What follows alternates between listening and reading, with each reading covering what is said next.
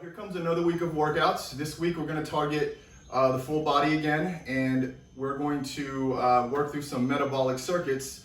What that means is I'm going to use big muscles, work them through some big movements, and incorporate some dynamic conditioning as well to really keep that heart rate up throughout the workout. I guess essentially the name of the game here is burn a lot of calories and sweat and feel good at the end. So if at any point this is too difficult, press pause, take a break, or you can jump back and step out for a few seconds or minutes and jump back in when you're ready to go, okay? There's no right or wrong way to do this. Just try to make it through the workout and have some fun, okay?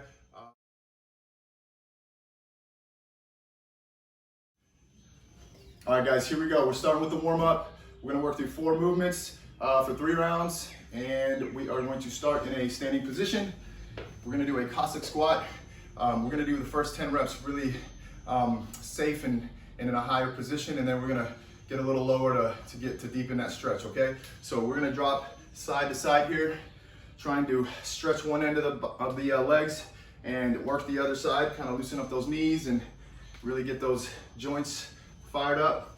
7, 8, we're doing 20 altogether, 9, but the first are high, and then the next 10, that was 10 initially, and then the next 10 we're gonna get a little lower, touching the floor. 1, 2, 3, 4. Try not to put pressure on your toes. Try to keep your weight back into your heels. 1 more. All right, so 20 reps with the Cossack squat, first 10 high, second 10 lower. Next thing we're gonna do here is we're going to do a forward semi-lunge with and arms up. So we're actually gonna throw our arms up, and we're going to do kind of a wave motion and drop back. Here, we're not going into a deep lunge. We're just gonna give it a semi-lunge here. 3, 4, try not to arch your back. 5, we're gonna go 10 reps. 6, trying to loosen up those shoulders. 7, while continually loosening up those legs and working those legs. Last one. Okay, third movement is a low plank. We're gonna start in a low plank, and what we're doing here is we're going to tap across and replace our arms 10 times. 3, 4, just like an active plank here. 5, 6, planks can get a little boring. 7, 8, fun to make it a little more active. 9, and 10. We're gonna do 10 of those, and we're moving up, and we're going to do a lizard position again. If you've done a lot of my classes or you've done these videos, you know what the lizard position is. We're gonna be in this nice sprawled spread position, foot flat on the ground. And what I'm gonna ask you to do is give me a nice little jump switch. 1, 2, 3, 4. If this is too challenging, just walk it out, step it out, okay? You don't have to do it as dynamic as I'm asking you to. And that's 10, okay?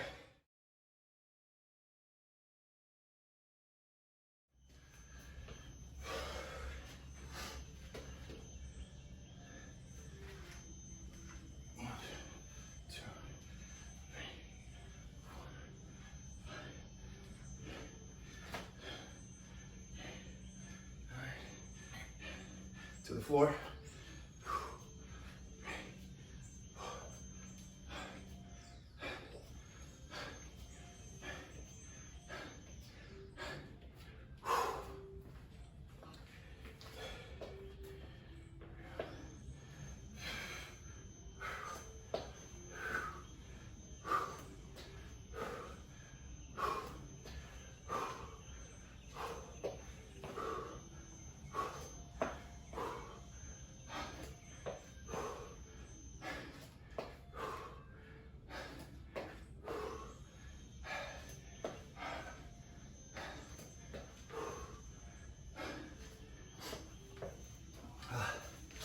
Low plank.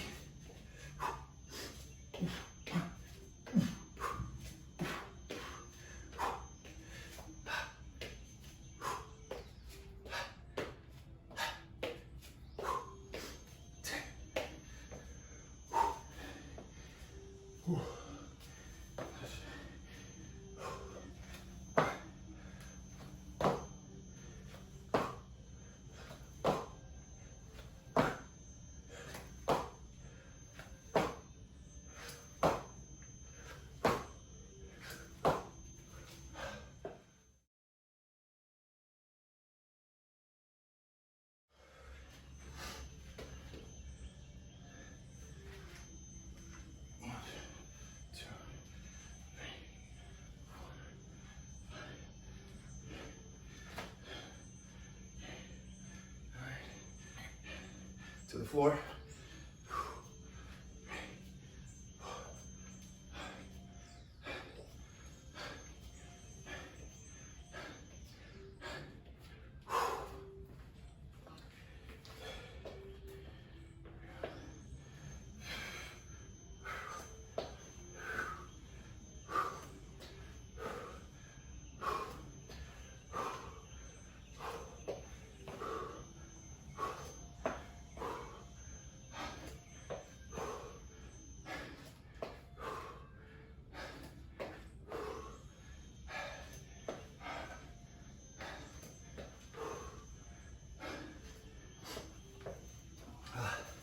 Back to low plank.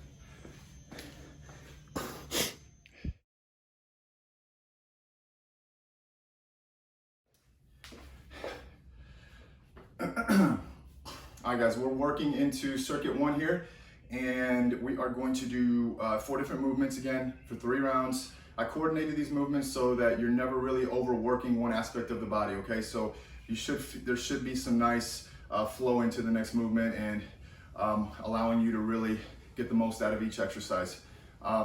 So we're gonna start in a bear position or tabletop, some might call it. We're gonna elevate the knees, hands directly under your shoulders, and what we're doing here is we're essentially just going to kick back for 10 reps. Trying to kick straight back. 3, 4, we're not trying to kick up, we're trying to kick straight back. 5, 6, really driving that heel back. 7, 8, 9, 10. Okay, swapping legs. Let's go. 1, 2, 3, 4, 5, 6, 7, 8, 9, 10. Okay, if you find that too difficult, you can keep your knees on the floor if that's too much weight on your wrist, or just overbearing on your shoulders, okay? So you have that option as well. Whew. Next, we're going to get into a core exercise. And I'm actually gonna let you cheat to some degree here. So I call these leg snaps. So what you're gonna do is you're gonna snap your leg and just thrust your torso up, 2, and slowly lower. Really working on the eccentric phase of the movement.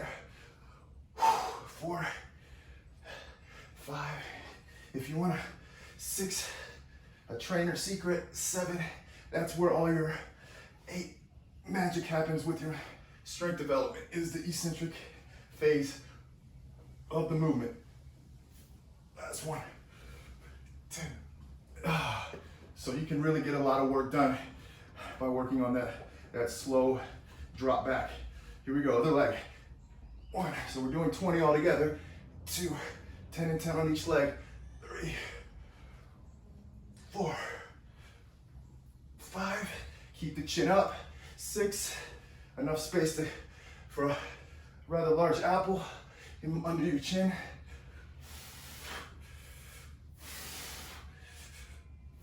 1 more. Awesome. So that was the leg snap. Next, we're going to get into a pulse squat jump. So we're going to come up to our feet, and we're essentially just gonna pulse at the bottom, jump. 2, pretty simple here. 3, just give it a good 4, 5, bounce at the bottom. 6, be soft on those knees. 7, 8, try not to make 9 as much noise as you can, especially if you're on the 2nd floor. 12, 13, 2 more, you're going 15. Last one.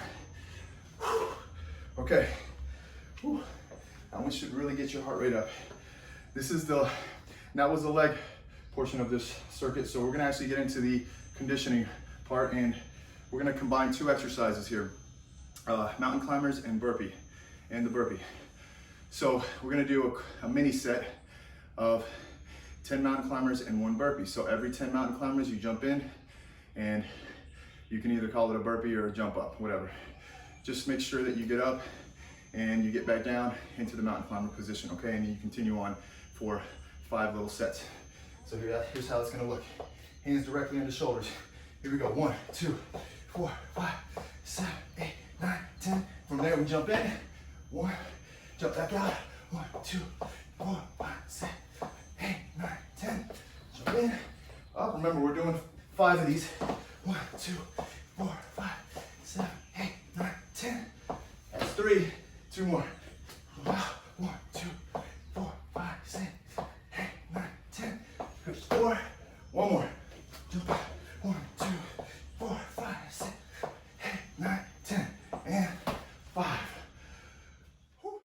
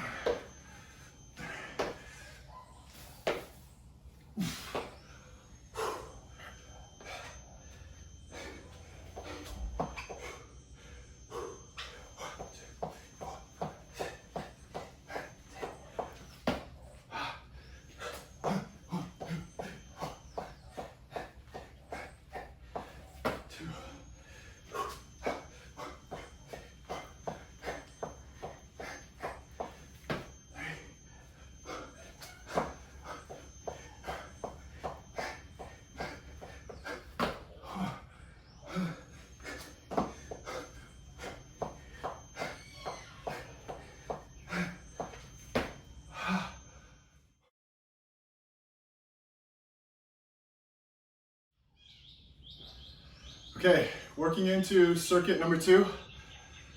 These 4 exercises, similar format, really trying to mix it up enough to where you don't overwork any aspect of the body, and you can just flow through this circuit pretty evenly and without overworking any aspect of the body, again, as I mentioned, and getting the most out of each exercise.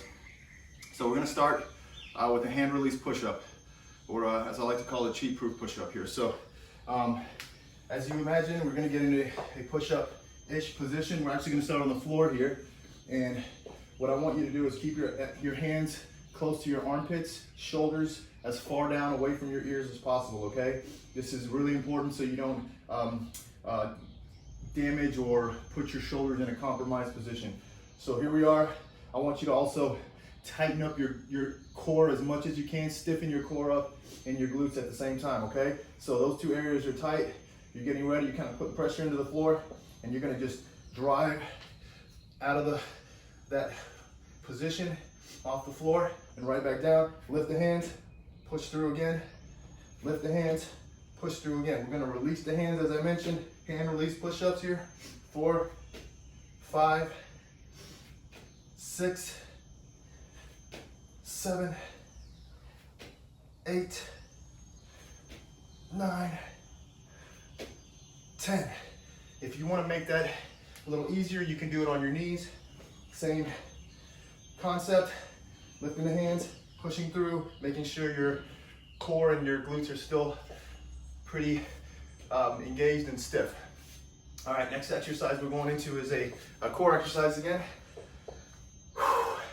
And we're going to do a crossover crunch.